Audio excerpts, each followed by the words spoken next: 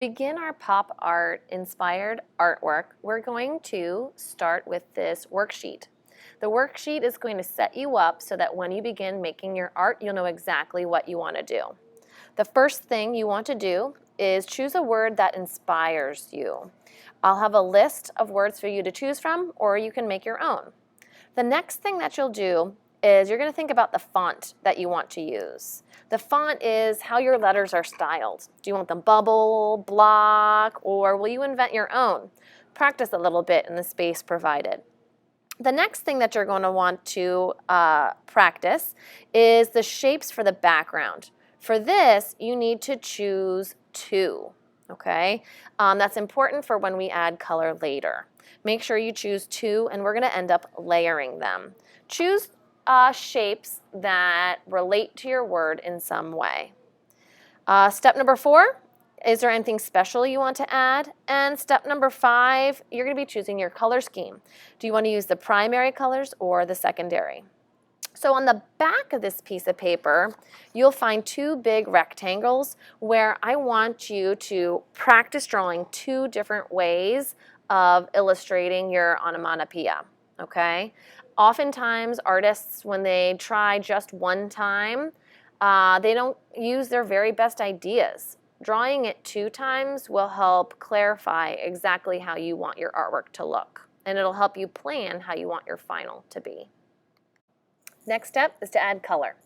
I've chosen the secondary colors. So what our goal is now is to use one of those colors for your letters and one of those colors for your shapes. Now, as you can remember, we've layered our shapes. We have 2 shapes going on at the same time. All right, I want you to imagine one of those shapes is in front of the other. And what I want you to do is color only the shapes that are in the background. Your third color will be used for the background.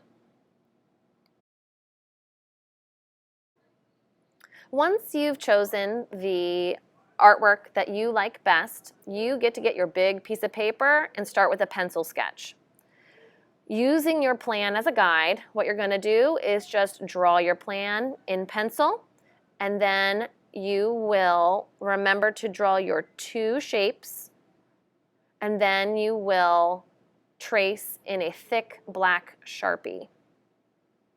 When you're planning the letters for your artwork, oftentimes I'll very, very lightly sketch out where they need to go. You can see, for example, here I actually mess up. I don't get it right the first time, and I have to end up erasing the whole thing and coming back and making my letters smaller so that my word will fit. And that's okay. That's what erasers are for.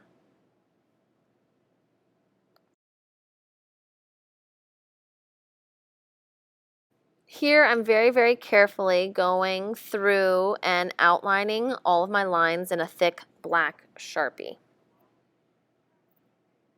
And then I use my eraser to erase all of my pencil lines.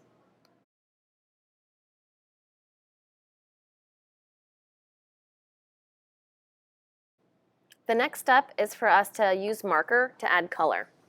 I'm going to use just 2 colors for the marker part because my background will actually be made from orange construction paper. I'm going to, when I color, make sure I am using a technique we like to call mowing the lawn.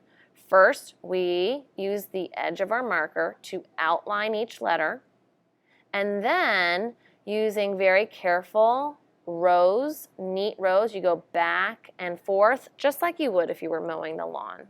This makes your marker work look really professional, neat, and tidy. It's called good craftsmanship.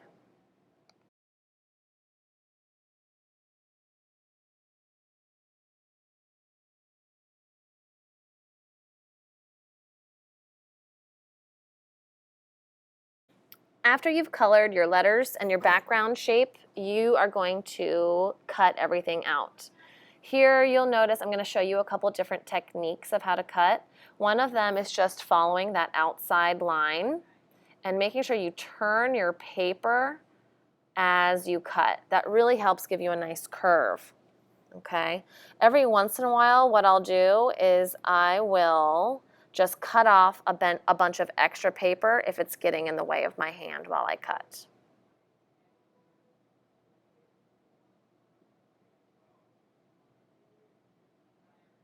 The next technique I'm going to show you is cutting from two sides for those really steep corners, and then just cutting across the middle, like creating little puzzle pieces that will fall off as you cut. So I cut from the left, I cut from the right, and then I cut the center of that shape out. And it just pops right off. Sometimes that's a little easier if you've got some tight curves. Now that you've got your artwork all cut out, go get your background piece of construction paper, and we are going to glue your big shape onto that piece. Notice how I'm using a piece of scrap paper underneath so I don't get glue everywhere. I'm putting enough glue so that it's sticky on the back, making sure I get right up to the edge. If you get some on your placemat, that's okay. That's kind of what we want. We'd rather it be on the placemat than all over the table.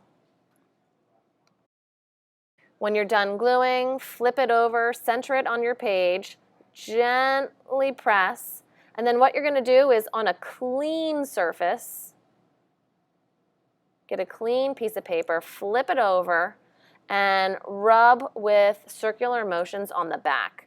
That way your fingerprints don't smudge any of your marker work. Really press to make sure it's stuck. Then check the corners to see if there are any spots where you need to add more glue. Just touch it up a little bit.